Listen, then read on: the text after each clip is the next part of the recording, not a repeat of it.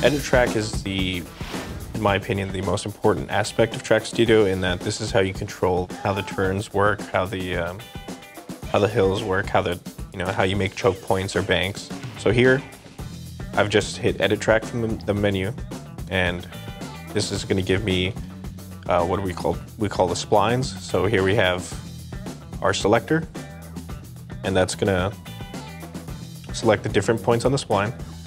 If you hit the center one, that controls all of them. So here you just move your finger up and down the screen, and that'll control the height. Or you can move left and right, and that'll control the shift of the track.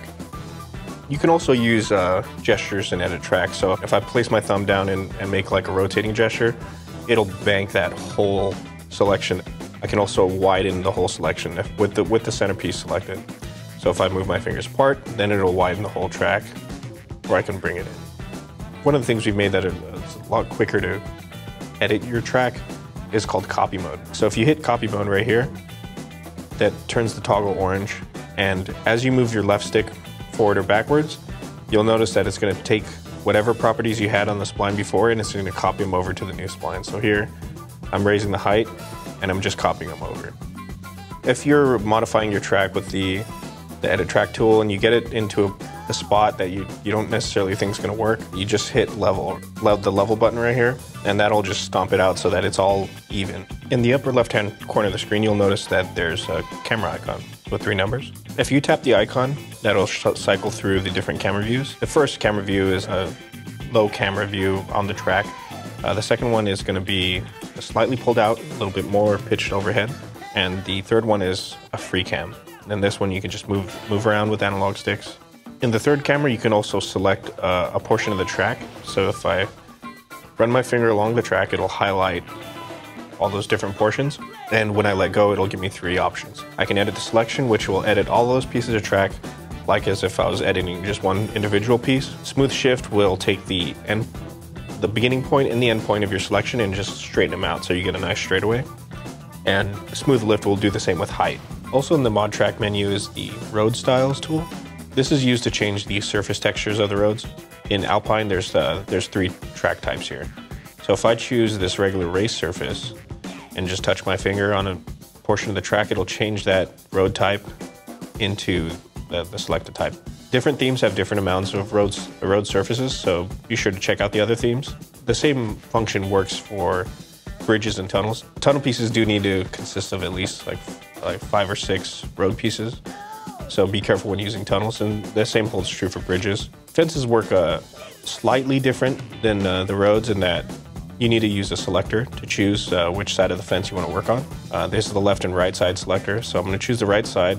I have a fence style picked. I'm going to choose a stone wall right here. But as you tap the individual sections, it'll change the fence style for that road piece.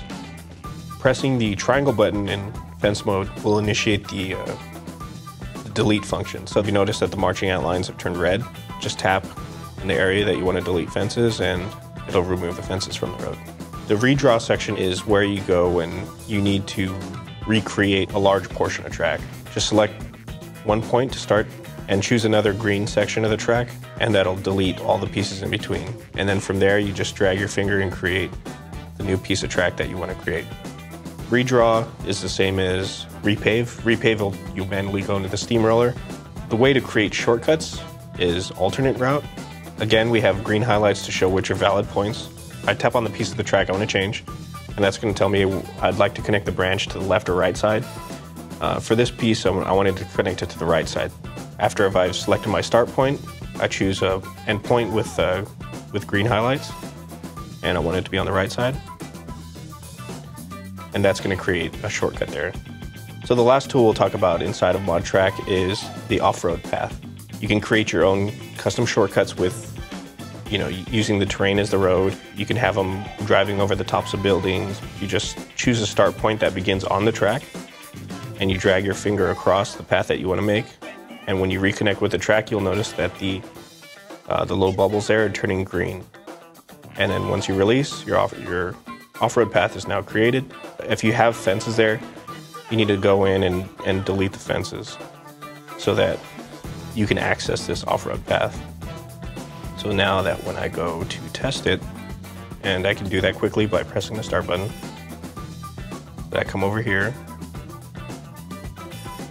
press the start button to test. See that this is the shortcut. Even though I haven't done anything to highlight it, I can now drive into that shortcut. So that's it from On Track Studio.